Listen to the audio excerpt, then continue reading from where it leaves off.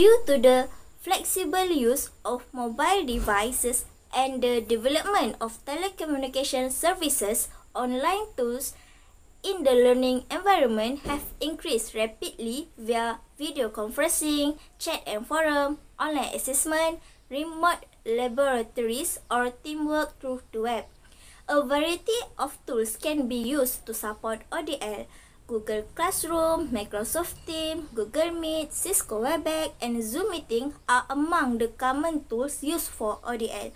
But in this video, there were two tools that we choose to explain, which are Google Classroom and Zoom Meeting. Do you want to know more about these two tools? Come, let us venture this new way of learning together. ODL refers to the provision of flexible educational opportunities in terms of access and multiple modes of knowledge acquisition. Flexible means the availability of choice for educational effort anytime, anywhere, and anyhow. Access means opportunity made available to all, freeing them from constraints of time and place. Multiple modes means the use of variety delivery system and learning resources. Google Classroom. What is Google Classroom? Google Classroom is free blended learning platform developed by Google for educational institutions that aim to simplify creating, distributing, and creating assignment. The primary purpose of Google Classroom is to streamline the process of sharing files between teachers and students. In 2021, 150 million users use Google Classroom. Google Classroom integrates a variety of other Google applications for education, such as Google Docs, Google Sheets, Google Slides, and Gmail, and Google Calendar into comprehensive platform to manage student and teacher communication. Students can be invited to join class to a private class group or report to automatically from school domain. Teachers can create disparate and marks assignment all within the Google domain. Each class creates a spread folder in respective users Google Drive where the student can submit work to be graded by a teacher. Assignment and due dates are added to Google Calendar where each assignment can belong to a category or topic. Teachers can monitor each student's progress by reviewing revision history of a document and after being graded. Teachers can return work along with comment and grades. Next, I will continue with the features of Google Classroom. Google Classroom has a several useful features for the educators and students to use it. One of the features is live classes. This is one of the latest features that allow educators to take real-time class virtual through Google Meet. This feature also can be recorded in the meetings or lectures so that the student will not miss the live session which they can watch later. The second feature is assignment. The educators can create assignment using learning content, Google Form survey, and PDF from the drive, which they can assign the assignment to students. Next, the third feature of Google Classroom is announcement. The educators can give update to students through announcement that will be posted with no assignment. The announcement will notify the student about deadlines, tests, or any assignment that will be assigned. The fourth feature of Google Classroom is virtual discussion. This feature allows educators to invite the student to answer the question-driven discussion. The educator also can manage discussion by choosing to mute any student from posting or commenting. The last feature of Google Classroom is compatible apps. Google Classroom not only can be used on laptop, but it's compatible with iOS and Android smartphone, which it can make easier for the student to use it anywhere and anytime.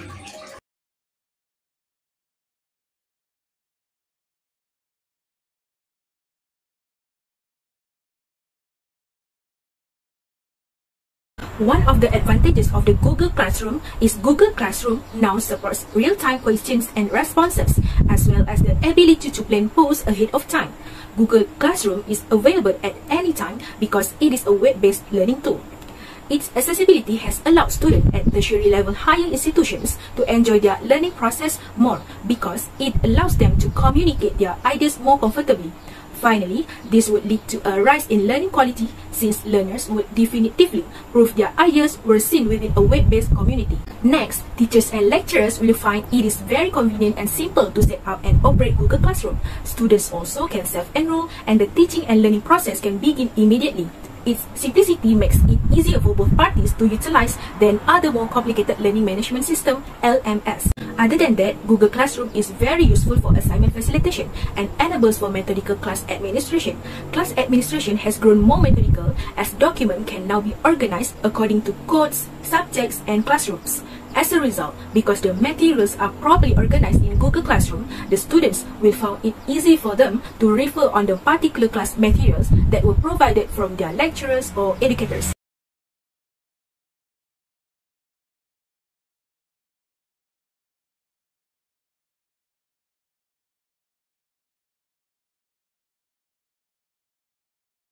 Using of Google Classroom has more disadvantages. The first is no automated update.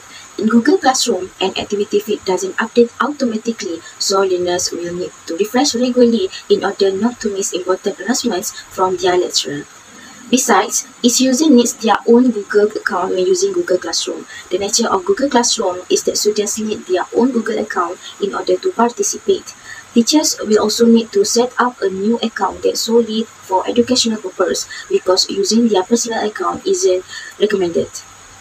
It is so difficult thing when users want to using Google Classroom.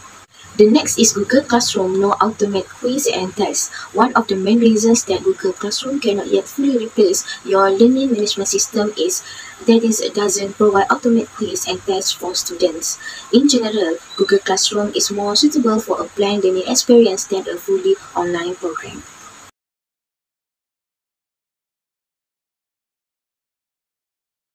Next, the second ODS platform that we choose is Zoom Meeting. So, I will explain about the definition of Zoom Meeting.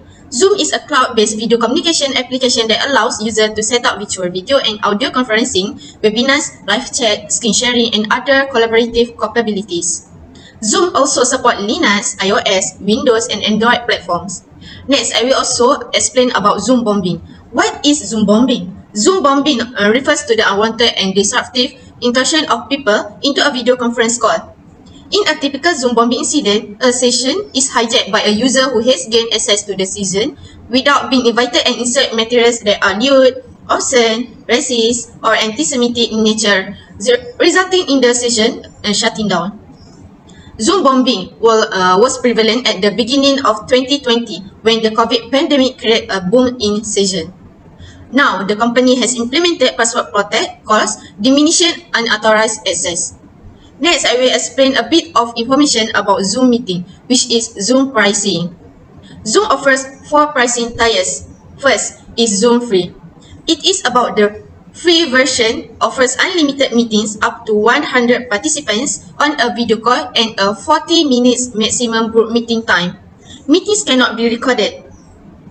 The second is Zoom Pro. Zoom Pro is the first of 3 paid options. Hosts can create personal meetings, IDs for recording Zoom meetings.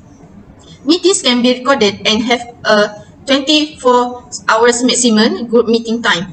Third is Zoom Business. Zoom Business is the second of 3 paid options. Meetings can be branded with vanity URLs and company branding. Recordings can be transcribed and stored in the cloud. The business option also comes with customer support. Last but not least is Zoom Enterprise. Zoom Enterprise is the third and most expensive of 3 paid options. This plan is meant for businesses with 1,000 plus employees. It offers unlimited cloud storage for recordings and a customer success manager and discounts on webinars and Zoom Room. Zoom allow users to create and join virtual meeting room where they can communicate with each other using video and audio. Additional features can give participants the ability to share their screen, share file, and use text chat within the meeting group or privately with others in the meeting. In order to join a Zoom meeting, a participant needs to have the Zoom apps and either the meeting link or a meeting ID and a password, while you do not need Zoom account to access a meeting. Users need to set up an account in order to host a meeting. In order to join a Zoom meeting, a participant needs to have the Zoom app and either the meeting link or a meeting ID and a password. While you do not need Zoom account to access a meeting, users need to set up an account in order to host a meeting. How to setting up a meeting? A host can choose to set up an instant meeting or schedule one for a particular time. This generates the meeting ID and password and a URL for the meeting which can be shared with people you want to participate in the meeting. Zoom recently enabled password by default, meaning users will have to enter the password to join a meeting if they are entering the details manually. However, the participants do not need to enter this password if they click on the meeting URL to join it.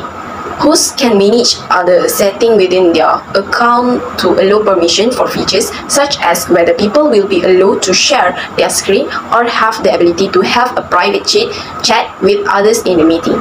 So now, what in the meeting features does Zoom offer? The in-meeting features offered by Zoom are designed to be easy to find, easy to use, and work as expected. Hosts are given the ability to mute and unmute participants, turn off screen sharing for attendance, make other people join hosts, and rename people once they have dialed in. Zoom also gives users the options to share individual desktop with windows rather than an all-encompassing screen share, which is preferable for privacy.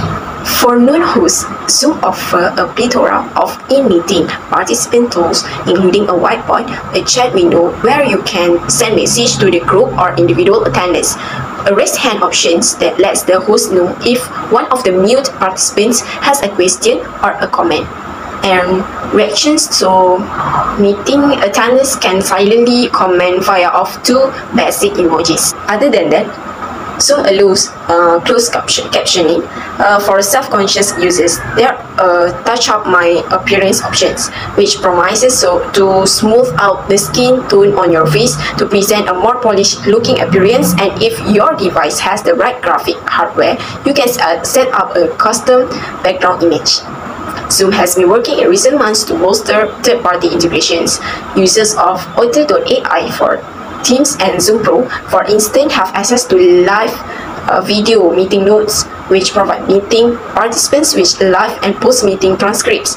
Users can highlight, comment on, and add pictures to the notes via the AUZAR.ai apps or mobile apps. Next is one-on-one meetings, which is host unlimited one-on-one meeting, even with the free plan. Next is share screen. The share screen functions allow people to share what is on their screen with others in the meetings. Users can do this by clicking on the share screen icon on the control panel.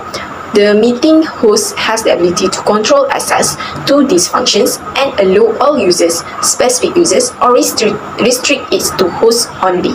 For recording features, users can record their meetings or events too. After that, for video and audio, when joining a Zoom meeting, users are given the option to turn their video on or off, and you will also be able to see other participants if they have their camera enabled. The meeting host has additional control to disable the video or mute the audio of individuals who are taking part in the meeting. Next, for the chat functions, group chat allows users to interact using text during the meeting, and participants may also use private chat with others in the group. Meeting hosts can adjust this setting to restrict who participants can chat to. So, I think that's all the features that are available in the Zoom apps that I already shared with you.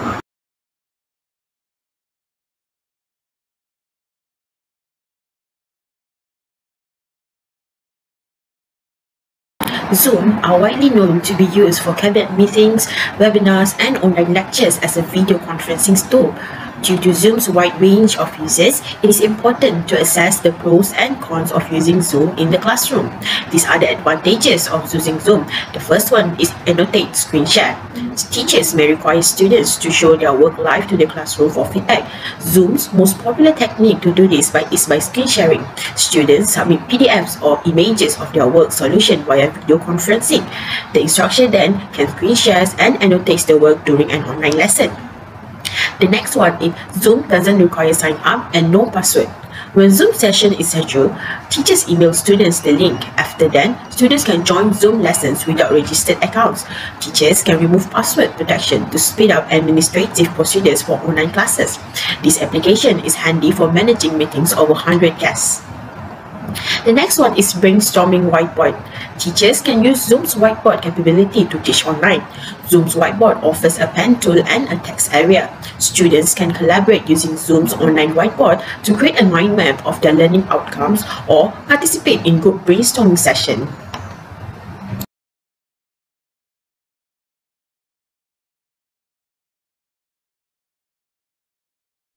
Disadvantages of Zoom. Zoom has 3 disadvantages. First, Zoom bombing. Zoom invaders disrupt the conference call caused by the incompetence of some participants. Hackers are clever enough to accomplish the same thing, resulting in Zoom bombing. Second, limited features and usability on the free plan. To those that wish to utilize this platform for virtual meetings without paying, the free plan has limited features, including a 40-minute session timer that will automatically end the session after 40 minutes. Third, internet requirements. Zoom uses 600 MB to 1.7 GB data for every hour. As a result, a limited data internet connection somehow doesn't support the service. For the meeting to flow smoothly, an unlimited internet connection with a download and upload speed of 500 Mbps is required.